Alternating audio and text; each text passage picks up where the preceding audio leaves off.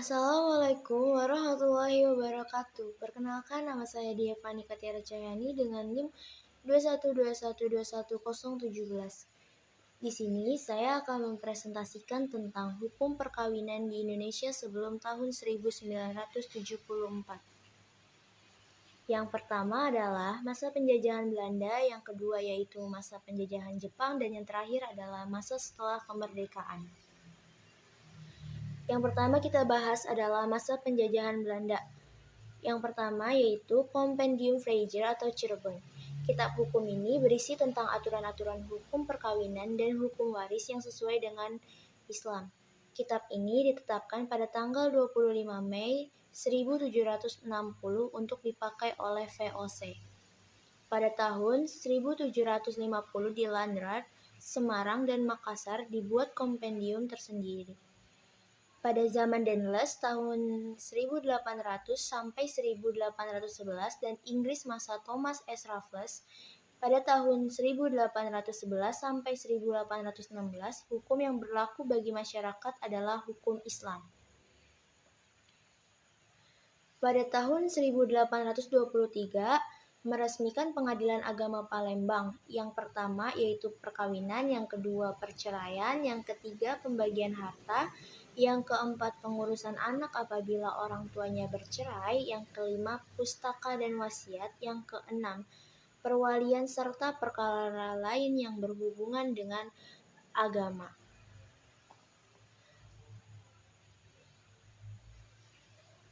Pada tahun 1882 dikeluarkan Stabel 1882 nomor 152 tentang pembentukan pengadilan agama di Jawa dan Madura.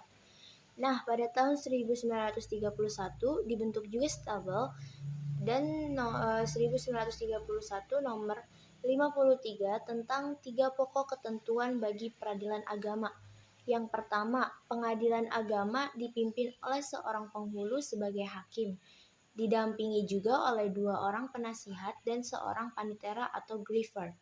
Yang kedua, pengadilan agama hanya memeriksa perkara-perkara yang bersangkutan dengan nikah, talak, rujuk, hadanat, dan wakaf.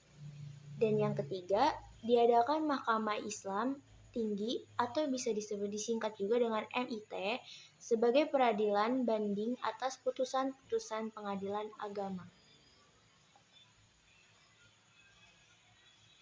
Lahir teori reception in complex atau bisa kita sebut juga Vandenberg yang menyatakan bahwa syariat Islam secara keseluruhan berlaku bagi pemeluk-pemeluknya. Teori ini sesuai dengan Stabel 1884 nomor 129 di negeri Belanda Je Stabel 1885 nomor 2 di Indonesia. Apabila terjadi sengketa perdata antara orang-orang Indonesia yang beragama Islam oleh hakim Indonesia haruslah diperlakukan hukum Islam dan kebiasaan mereka. Teori reception in complex ditentang oleh Van Vollenhoven dan Snoeck-Hartgensch dengan teori resepsi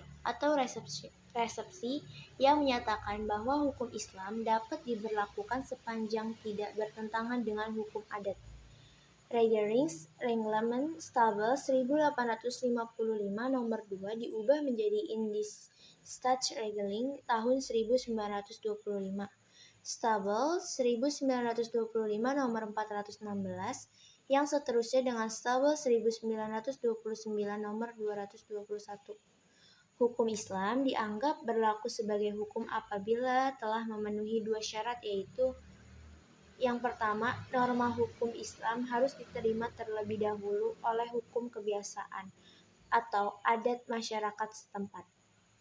Yang kedua, kalaupun sudah diterima oleh hukum adat, norma dan kaidah hukum Islam itu juga tidak boleh bertentangan ataupun tidak boleh telah ditentukan lain oleh ketentuan perundang-undangan Hindia Belanda. Nah, terbitlah Stabel 1937 nomor 116 yang membatasi wewenang dan tugas peradilan agama yang semula berhak menetapkan tentang hal waris, hal hadlanah, dan sebagainya kemudian hanya berwenang mengadili sepanjang yang berkenaan dengan nikah, talak, dan rujuk saja. Rancangan ordonansi perkawinan tercatat atau Onward Ordonnance of the English Revenue Wellington pada bulan Juni tahun 1937 mengadakan konsekuensi warga pribumi. Yang pertama, seorang laki-laki tidak diperkenankan menikah dengan lebih dari satu orang istri. Yang kedua, seorang hubungan perkawinan tidak dapat putus kecuali dengan 3 sebab, yaitu meninggalnya salah satu pasangan, perginya salah satu pasangan selama 2 tahun lebih dan tidak diketahui kabar tentangnya, sementara pasangan lainnya mengadakan perkawinan lagi dengan orang lain atas izin pengadilan, dan adanya putusan perceraian dari pengadilan. Dan yang ketiga, setiap perkawinan harus dicatatkan dalam catatan sipil. Setelah masa kemerdekaan, timbullah yang pertama Undang-Undang Nomor 22 Tahun 1946 tentang pencatatan nikah, talak, dan rujuk. Yang kedua, ditetapkannya oleh Presiden Republik Indonesia pada tanggal 21 November 1946 yang terdiri dari 7 pasal.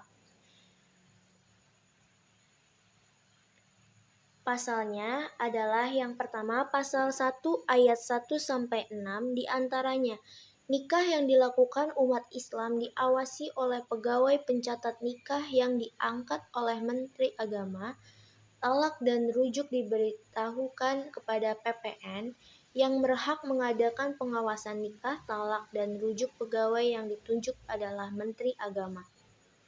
Pasal kedua terdiri dari ayat 1-3, diantaranya PPN membuat catatan nikah, talak, dan rujuk, dan memberikan petikan catatan kepada yang berkepentingan. Pasal ketiga terdiri dari 5 ayat, diantaranya sanksi orang yang melakukan nikah, talak, dan rujuk, yang tidak di bawah pengawasan PPN. Sanksi orang yang melakukan nikah, talak, dan rujuk padahal bukan petugas. Pasal keempat yaitu berisi hal-hal yang boleh dihukum pada pasal 3 dipandang sebagai pelanggaran. Pasal kelima berisi peraturan yang perlu untuk menjalankan undang-undang ditetapkan oleh Menteri Agama. Pasal ke-6 terdiri 2 ayat, berisi nama undang-undang, dan yang kedua berlaku untuk daerah luar Jawa dan Madura. Pasal yang terakhir atau pasal ke-7 yaitu isinya tentang undang-undang yang berlaku untuk Jawa dan Madura. Sekian presentasi saya kali ini. Bila ada kesalahan mohon dibukakan pintu maaf yang sebesar-besarnya. Wabillahi taufiq wal hidayah. Wassalamualaikum warahmatullahi wabarakatuh. Terima kasih semuanya.